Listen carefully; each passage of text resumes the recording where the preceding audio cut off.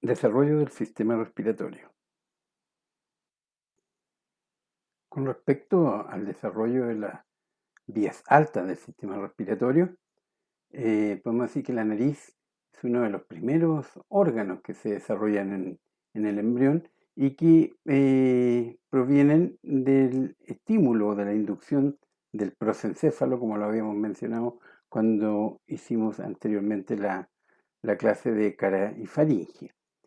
Y se forman unos engrosamientos que son de tipo bilateral y que son ovalados y que son de tejido ectodérmico. Y esos engrosamientos es lo que denominamos placodas nasales.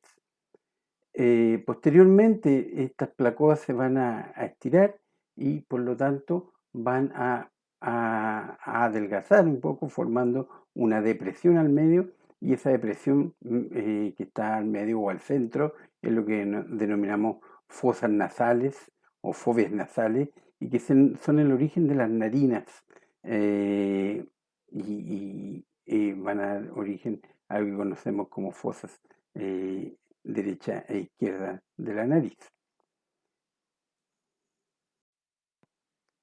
La nariz está constituida básicamente de tres partes: la pirámide nasal, las fosas nasales y los senos paranasales. Ya alrededor de la quinta semana, la migración medial de las prominencias maxilares acercan a estas prominencias nasales mediales hacia un plano medio. Los ojos también se han ido hacia el centro, de manera que ya la cara tiene una conformación como la que nosotros conocemos habitualmente.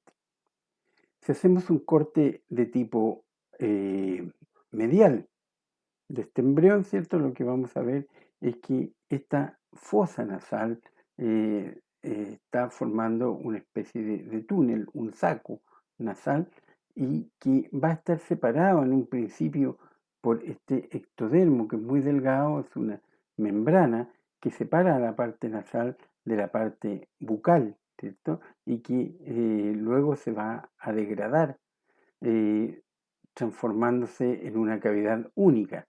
Lo que es la parte nasal de la parte oral van a conformar una cámara única. Como este es un corte medial, ¿cierto? Lo que estamos viendo aquí, esta cuña, corresponde al paladar primario formado por el premaxilar, que va a entrar a medida que se está desarrollando esta gran cavidad. En el techo de esta fosa, de esta cavidad ahora nasal, ¿cierto?, se va a formar un epitelio bien especial, que además de que está formado por el epitelio ectodérmico, algunas de estas células van a estar contactadas con lo que es la vesícula encefálica, el diencéfalo, y es lo que denominamos el epitelio olfatorio. Por lo tanto, este es un tejido mixto que tiene que ver con el ectodermo y con el neuroectodermo. Por la parte más ventral, como dijimos, hay una cavidad, ¿cierto?, que es una cavidad común para la parte oral como la parte nasal. Si nosotros hacemos una mirada desde abajo, si hacemos ahora un corte de tipo transversal aquí, ¿cierto?, y podemos observarlo desde abajo, esta cavidad, lo que vamos a ver es esta cuña que entra, que corresponde a esta prolongación de este premaxilar. Esta cuña es lo que conocemos como prolongación palatina. Esa cuña palatina, ¿cierto?, va a entrar y va a formar lo que es el paladar primario. Y esta conformación, esta estructura que vemos aquí, media digitiforme, corresponde en este corte de tipo, frontal o coronal, ¿cierto? Corresponde este dígito que se ve aquí a esta estructura, que es el tabique nasal, formada básicamente por el vómer y por la lámina cribosa del etmoide, ¿cierto? Y que van a separar por dentro a lo que es la narina derecha de la narina izquierda. A medida que va bajando este tabique, también por los lados en este lado lo podemos observar mejor, se comienzan a proliferar dos láminas, izquierda y derecha, que corresponden a lo que se denominan prolongaciones palatinas laterales y que se van a ir centrando y se van a juntar hasta conformar un piso. Ese piso se va a cerrar, ¿cierto? Se va a unir lo que son las paredes laterales de este piso palatino con lo que es la cuña de la prolongación que era el premaxilar, formando de esta manera lo que conocemos como el paladar definitivo, que va a tener una parte dura y una parte blanda. De esa manera vamos a tener lo que es una orofaringe una nasofaringe y lo que es una orofaringe, o sea, una parte nasal y una parte bucal, ahora separadas en gran parte de su diámetro, pero atrás, este espacio que denominamos coana, ¿cierto? Está la comunicación con lo que es la naso, con la bucofaringe. Se forman los cornetes nasales que corresponden a esta, digamos, esta dibujo, este diagrama, ¿cierto? Que corresponde al cornete superior, medio y inferior, ¿cierto? Que tienen esta función tan importante que es filtrar, humedecer y temperar el aire que es inhalado. Y de esta manera, ustedes ven, se parece bastante a lo que es en la etapa adulta la conformación de la vía aérea alta. Entonces ahora en lo que conocemos como vías bajas del sistema respiratorio, lo que podemos decir y necesario recordarles que esto está ocurriendo paralelo a lo que ocurre externamente, ¿cierto? Lo que vimos en la diapositiva anterior. También internamente se está desarrollando una serie de estructuras. Es así como en el piso de la faringe lo que vemos es una yema que corresponde al divertículo respiratorio y que también es de tejido endodérmico, también es parte de este tubo digestivo que forma parte luego del sistema respiratorio. Entonces, esta yema entra y forma lo que es el divertículo respiratorio, acá en mayor aumento, y va a formar una especie de bolsa primero que es paralela al resto del tubo digestivo que va a corresponderse con lo que será el futuro esófago.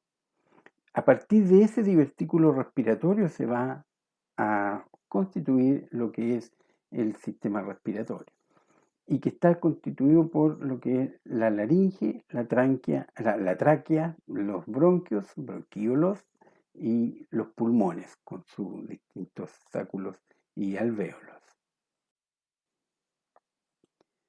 Entonces, todo lo que cubre por dentro o recubre por dentro, tapiza por dentro al sistema respiratorio es de origen endodérmico. Es decir, laringe, tráquea, bronquios y pulmones están recubiertos por endodermo. Pero lo que es el grosor de todas esas partes, ¿cierto? Corresponde a lo que llamamos mesodermo. Y mesodermo de tipo esplácnico. Es así como a partir de la tráquea se van a desarrollar mesodermos que van a dar origen al tejido cartilaginoso, al tejido muscular y al tejido conectivo. Y los pulmones van a corresponder a un mesénquima, a ese mesodermo esplácnico, ese mesénquima, que va a acompañar a lo que son los sáculos y los alvéolos más adelante. Si nosotros vemos un corte del piso de la faringe, podemos observar que en la parte posterior de lo que es el cuarto arco aórtico se forma este divertículo respiratorio, esta yema, ¿cierto? A partir de esta yema hacia abajo se va a formar el árbol respiratorio. Y en este punto donde se forma este divertículo, todo lo que es cuarto arco y sexto arco, les recuerdo que el quinto arco no se forma en el humano, entre cuarto y sexto arco van a dar origen a lo que se denomina laringe y que está constituido por un engrosamiento superior que corresponde a la protuberancia epiglótica y dos protuberancias inferiores que son las protuberancias aritenoideas. Ellas van a constituir lo que es la laringe básicamente en un principio. Este engrosamiento, esta conformación en protuberancia, le da, a medida que va creciendo, este aspecto en T, una letra T, ¿cierto? A la laringe que es típico. De esta manera, entonces, la laringe queda constituida por el cuarto y sexto arco faríngeo y que le van a dar origen a los cartílagos y a los músculos de la laringe. Y los cartílagos corresponden al tiroides, al cricoide y aritenoide, como habrán visto en sus clases de anatomía, ¿cierto? Y aprovecho de recordarles en este dibujo del piso de la faringe que hay dos divertículos, dos agujeros que se forman, uno que está en lo que es la base del cuerpo de la lengua, ¿cierto? Al final detrás del primer arco, entre el primer y segundo arco, ¿cierto? Ese orificio corresponde a lo que es el tirogloso, que va a dar origen a la tiroides. Y el segundo arco que está el segundo orificio que está en el cuarto arco corresponde a esta yema o divertículo respiratorio, ¿cierto? Y a partir de ahí se forma la laringe en el piso de la faringe, ¿ya? Tanto por el cuarto como por el sexto arco. Si vemos unos esquemas tridimensionales de lo que ocurre, ¿cierto? Vemos que en la parte ventral de lo que es este intestino anterior, ¿cierto? Se está formando este divertículo respiratorio y que le va a dar origen a todo el sistema respiratorio. A medida que va entrando, comienza a tomar una posición más paralela a lo que es el esófago por detrás, ¿cierto? Y por delante se va a formar un tubo que se va a alargar y que va a constituir a la tráquea. Y el resto va a constituir divisiones, se va a ir bifurcando y lo vamos a ir conociendo como esbozos pulmonares. A medida que se vayan formando, van tomando sus nombres de acuerdo al lugar y función que vayan a adquirir. Esto es básicamente lo mismo, ¿cierto? El divertículo respiratorio, este tubo que corresponde a la tráquea y los esbozos pulmonares que se van a ir bifurcando durante varias generaciones. Ese tubo largo corresponde a la tráquea entonces y está constituido de la siguiente manera. Por dentro, como les había dicho, formado por endodermo, ¿cierto? Y por fuera hay un mesodermo esplácnico, un mesénquima, ¿cierto? Y que se va a diferenciar por dentro el endoderma en un epitelio y en unas glándulas a lo largo de todo lo que es la tráquea. Mientras el mesénquima se va a transformar en músculo de tipo liso, en tejido conjuntivo, en cartílago y va a formar anillos. Estos anillos concéntricos van a estar en números de 20 a 22 a lo largo de todo lo que es la tráquea. De esa forma, lo que son las yemas pulmonares van a dar origen a lo que son los bronquios principales, secundario derecho, secundario izquierdo, y de ahí se van a seguir bifurcando hacia abajo para ir formando el árbol respiratorio, el bronquios a bronquiolos. Estas divisiones, que ya son de tipo tridimensional en este espacio que corresponde a la cavidad torácica, van a ir sumergiéndose en un mesénquima, ¿cierto? A medida que se van bifurcando y se van desarrollando en forma tridimensional, como les digo, para formar lo que es el árbol respiratorio, y se van a subdividir en segmentos que conocemos como lóbulos. Al lado derecho vamos a tener tres lóbulos, ¿cierto? El superior derecho, el medio y el inferior derecho. Y al lado izquierdo, por el hecho de que es el lugar donde se va a alojar en el mediastino, el corazón, ¿cierto? Van a haber solamente dos lóbulos. Habitualmente el bronquio derecho es mucho más recto que lo que es el bronquio izquierdo, de manera que cuando alguien aspira, generalmente los niños, cuando se tragan, qué sé yo, una bolita o algún juguetito chico, ¿cierto? Y se lo pueden tragar, puede pasar hacia la tráquea y de ahí el bronquio generalmente va a ir hacia el bronquio derecho. Es más raro que pase al bronquio izquierdo porque ese está mucho más diagonal que lo que es el derecho, que es mucho más recto. A medida que estas bifurcaciones se van sucediendo en el tiempo, ¿cierto? Van adquiriendo ciertas características, ciertas estructuras que las podemos ver en este cuadro, ¿cierto? Bastante esquemático, pero que nos permite ver cómo va cambiando su morfología y su estructura, y que tiene que ver con la función que van cumpliendo, tanto a ese nivel como en esa semana. Podemos decir que embriológicamente la maduración pulmonar está subdividida en cuatro etapas.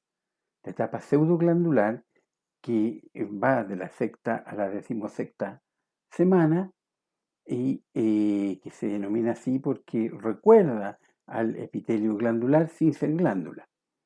Una etapa más delgada de un epitelio más bajo corresponde a lo que conocemos como etapa canalicular, ¿cierto? Y que transcurre entre la decimosexta y la 26ª semana. Luego una etapa de tipo sacular, que se muestra aquí en este eh, dibujo bidimensional de lo que es un sáculo alveolar, ¿cierto? En donde podemos ver lo que es el epitelio alveolar y los vasos sanguíneos que están aproximándose, creciendo más o menos proximal a lo que es el epitelio para que surja este intercambio gaseoso. Y por último, la etapa alveolar, que transcurre entre la 32ª semana intraembrionaria y los 8 años de edad. La etapa pseudoglandular se caracteriza histológicamente, como les decía, porque recuerda a lo que son las glándulas de tipo exocrino. Si bien a la 16ª semana prácticamente todos los elementos se han desarrollado, un feto no podría sobrevivir en caso de que hubiese algún parto prematuro, porque no se han formado los elementos que están relacionados con lo que es el intercambio gaseoso. Luego de eso, la etapa canalicular, como decíamos, va entre la semana 16ª a la 26ª, y que se traslapa un poco con lo que es la etapa pseudoglandular por la diferenciación de tipo temporoespacial o cráneo-caudal. ¿Qué quiero decir con esto? Que si nosotros vemos el pulmón, tal como veíamos el embrión en general, lo que es la parte cefálica o más superior, más apical de los pulmones, va más adelantada de lo que es la parte más inferior del pulmón. Por lo tanto, si nosotros, por ejemplo, a la semana 17 o 18, podemos ver que hay una diferenciación de tipo canalicular, la vamos a ver en la parte superior. En cambio, en la parte más inferior aún va a continuar lo que es la etapa de tipo pseudoglandular. Existe una gran vascularización, se forma una red vascular bastante importante en esta etapa, y alrededor de la 24ª semana los bronquíolos terminales de estas subdivisiones van dando origen a lo que se conocen como bronquíolos respiratorios. Y si bien es posible la respiración al final de esta etapa, aún el nacimiento de un feto a esta edad es de un pronóstico bastante reservado, debido a que el pulmón está inmaduro. Cuando hay algún riesgo de un parto prematuro, generalmente se busca la forma de poder mantener vigente ese embarazo por lo menos hasta la semana 34, hasta cuando los pulmones sean lo suficientemente maduros. Si es antes y es inevitable, se va a intentar madurar externamente a esos pulmones y vamos a ver de qué se trata básicamente. Entonces, en la etapa sacular, que viene desde la semana 26 del nacimiento, va a aumentar la cantidad de divisiones, formando cada vez sacos o estas bolsas más delgadas, y por eso se denominan sáculos, y sáculos de tipo terminal, porque cada vez van siendo más delgados. El epitelio se ha ido disminuyendo de grosor, de manera que el intercambio gaseoso va a ser más fácil. A medida que aumenta la vascularización, estos vasos sanguíneos se acercan o hacen contacto con lo que son estos sáculos, de manera que por dentro es fácil ver que ya no existe una superficie lisa, sino que hay relieves y que tiene que ver con el empuje que hacen estos vasos sanguíneos sobre estos sáculos, o que son los alvéolos o prealvéolos. De esa manera, entre lo que es la membrana de este sáculo y el vaso sanguíneo, se forma lo que se denomina barrera alveolo-capilar, que recuerda un poco a lo que veíamos de membrana o barrera placentaria. ¿Ya? Entonces, a medida que se acercan y se van haciendo más delgados, va aumentando la posibilidad de intercambio de gases. Alrededor de la semana 26, entonces, se forman dos tipos de células en el interior de estos sáculos o prealvéolos, ¿cierto? Y se forman dos tipos de células. Uno son los que conocemos como neumocitos de tipo 1, que van a formar la gran pared de epitelio y a través del cual se va a desarrollar el intercambio gaseoso, pero que además existen un segundo tipo celular que se conoce como neumocitos de tipo 2. Y lo que hace ese neumocito de tipo 2 es secretar, o sea, producir una secreción que corresponde a lo que se denomina agente tensoactivo, y es una combinación de fosfolípidos con proteínas y se conoce como surfactante pulmonar. ¿Cuál es la importancia que tiene ese surfactante pulmonar? Que va a permitir que los pulmones se expandan y puedan eliminar el aire, pero no se colapsen, puedan volver a dilatarse. Si eso ocurre antes de esta semana, no se ha formado el surfactante pulmonar, el nacido prematuro, lo más probable es que va a morir, porque no va a tener este surfactante pulmonar que le permite mantener o dilatar lo que son estos sáculos. El surfactante pulmonar, entonces, es este agente tensoactivo que forma una capa, como un barniz, sobre las paredes internas de los sacos alveolares. Y de esa manera va a poder contrarrestar lo que es la fuerza de tensión superficial entre el aire y el alvéolo, o el gas que entre cuando se ha inspirado. De esa manera se facilita, como decía, la expansión de estos sáculos y se evita este colapso que corresponde a lo que se conoce como atelactasia. Si bien la producción de surfactante pulmonar comienza entre las 22 y 22 semanas, es muy primitivo, muy poco, muy escaso, por lo tanto recién como a esta semana 26, 28 se alcanzan lo que se denominan los niveles adecuados de surfactante y de esa manera el pronóstico es mucho más favorable. La etapa alveolar transcurre entre la semana 32 y los 8 años de edad y se caracteriza porque está constituido todo en la parte interna, el revestimiento interno, que es de origen endodérmico, les recuerdo, por células que son del tipo escamoso, o sea, células muy planas, muy delgadas y que permite un fluido intercambio gaseoso. Esto va a seguir desarrollándose de esta forma hasta por lo menos los 8 años de edad.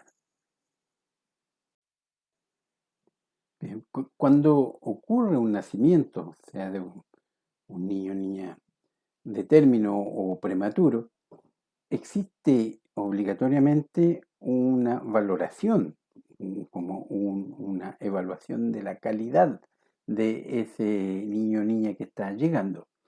Y se utiliza una escala que se conoce como APGAR. Probablemente ustedes la habrán escuchado, ¿cierto? Y cuando dice, ¿qué APGAR tuviste al nacer? APGAR 6, APGAR 10, APGAR 8, qué sé yo. Y ese APGAR se formó un acrónimo a partir de ese nombre y que corresponde a lo que se llama aspecto, pulso, gesto o irritabilidad.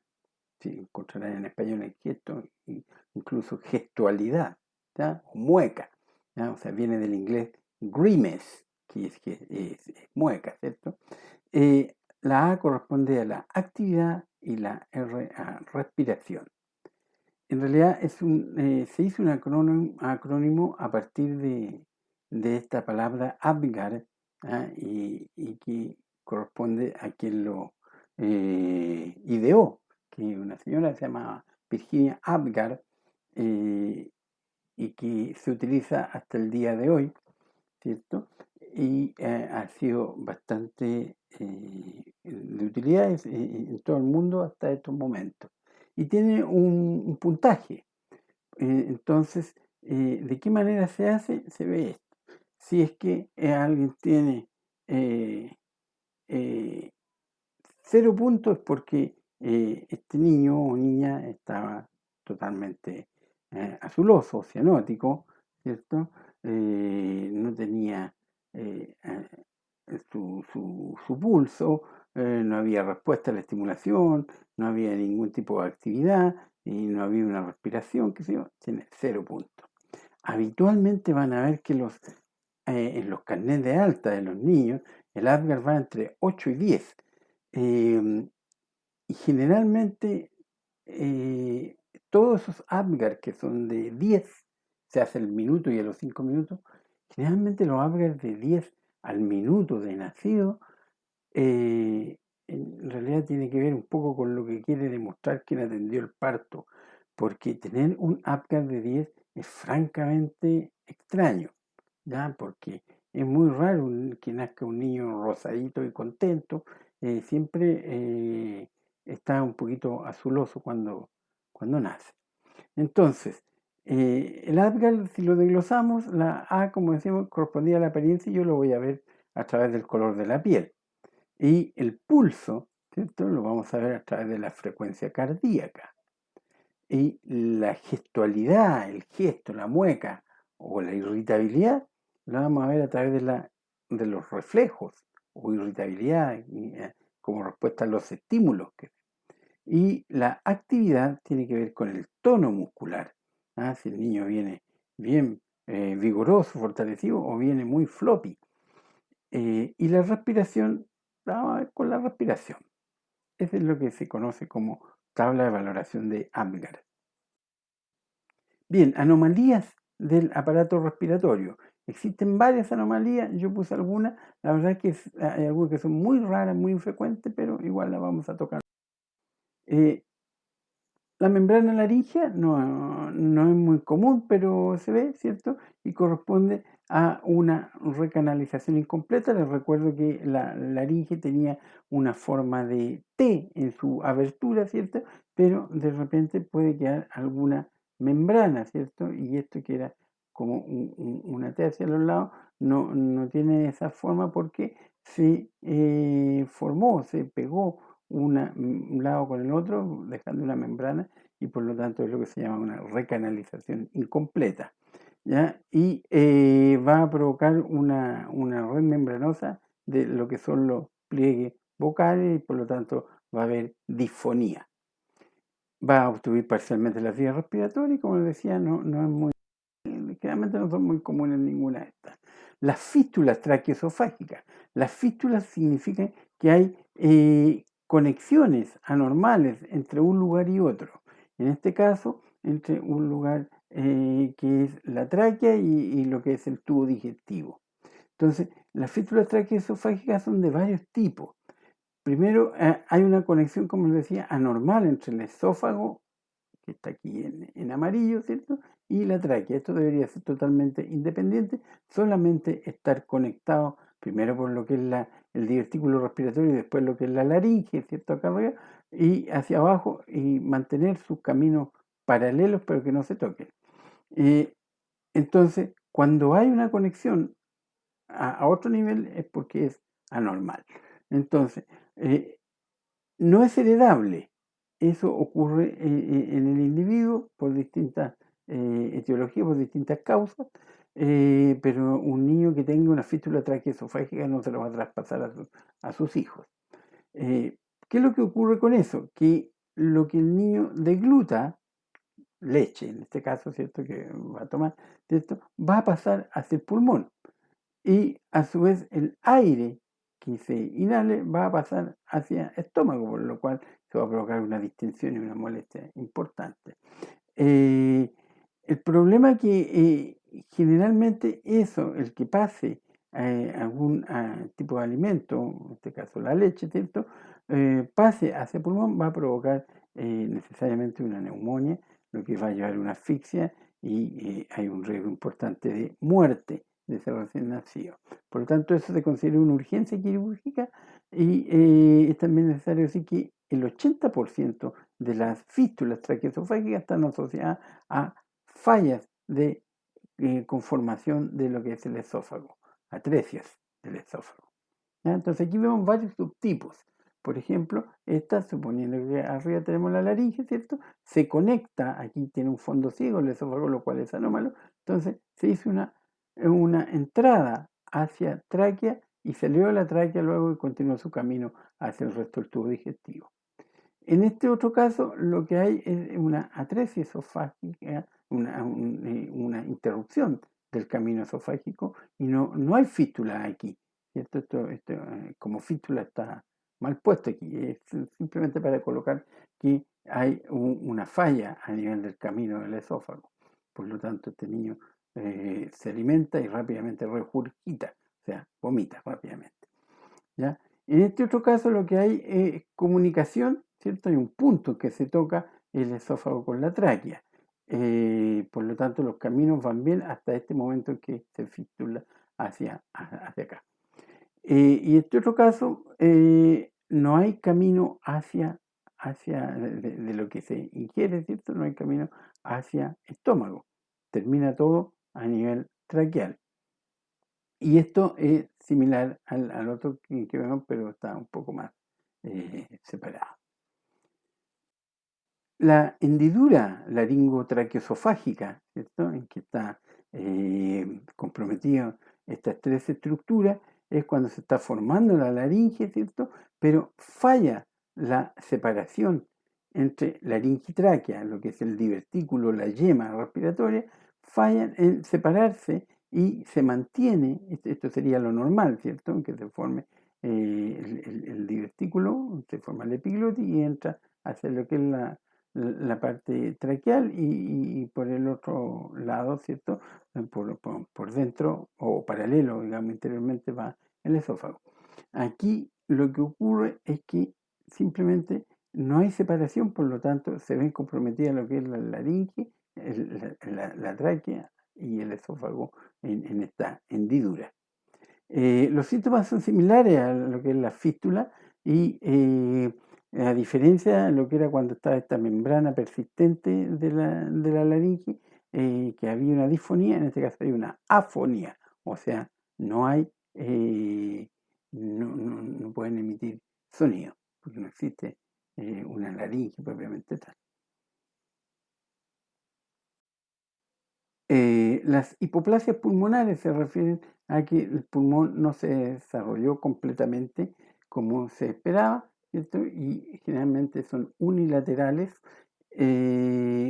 pero pueden ser también bilaterales, en que un pulmón se desarrolla más que otro, o simplemente los dos pulmones no se desarrollan del tamaño que pudieran ser, y por supuesto eso trae una serie de anomalías y dificultades de tipo respiratorio y vascular y cardiovascular.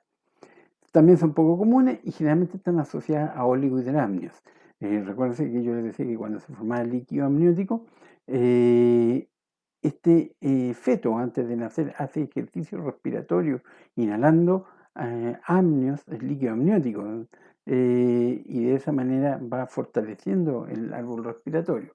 En este caso, el oligohidramnio significa que hay poco líquido amniótico, por lo tanto, no es mucha la presión que puede haber hacia el árbol respiratorio, por lo tanto, se forma un bajo desarrollo del pulmón. Esto es un TAC, que es una tomografía axial computarizada que nos muestra la asimetría pulmonar. Los quistes pulmonares, que pueden ser únicos o múltiples, generalmente se encuentran en un pulmón y en uno de los lóbulos simplemente. Como por ejemplo, en este caso, ¿cierto? Aquí tenemos un quiste y acá esta es una radiografía, acá es un TAC, vemos este tremendo quiste que está ocupando gran parte de este lóbulo. Entonces están confinados a uno de los lóbulos pulmonares. Y se debe a una dilatación anormal de lo que son los bronquios terminales. Hay que diferenciarlo de lo que son los quistes adquiridos después, por ejemplo, por inhalación de algún parásito que pudiese desarrollarse a nivel respiratorio. Estos son de tipo congénito durante el desarrollo embrionario y fetal. La agenesia pulmonar significa agenesia que no se formó. La agenesia pulmonar puede ser bilateral o unilateral. Las unilaterales obviamente son más comunes y son más compatibles con la vida, con todas las complicaciones que ellos llevan. Las bilaterales definitivamente no tienen ninguna posibilidad de sobrevivir. Pueden estar aisladas o asociadas con otras anomalías, o sea, conforman lo que se denominan síndromes.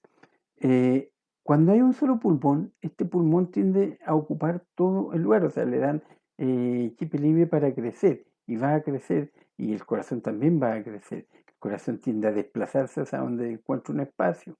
Es una patología bastante rara, pero se puede encontrar de repente con el momento de la división.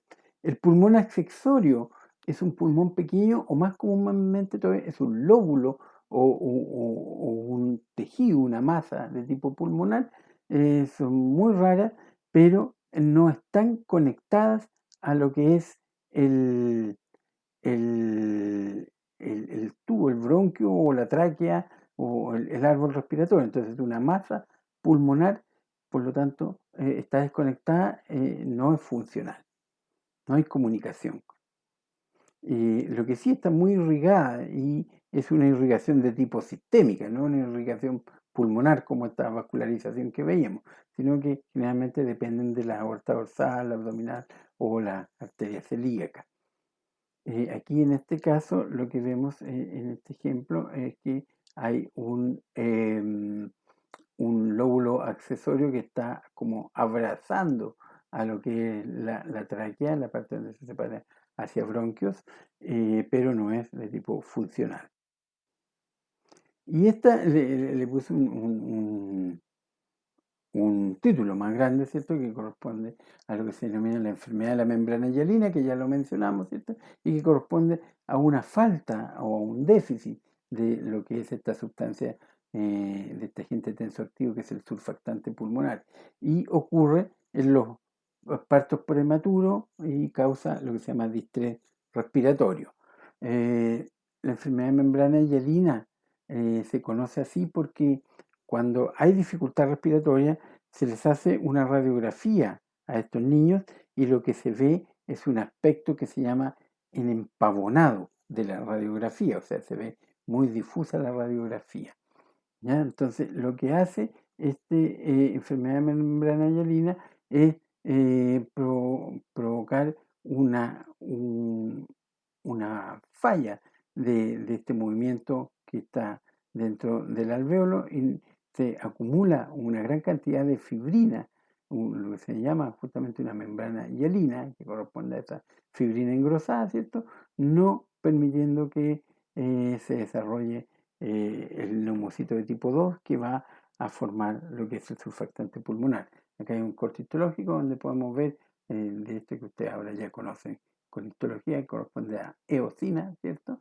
Que es muy eosino reactivo lo que es esta fibrina.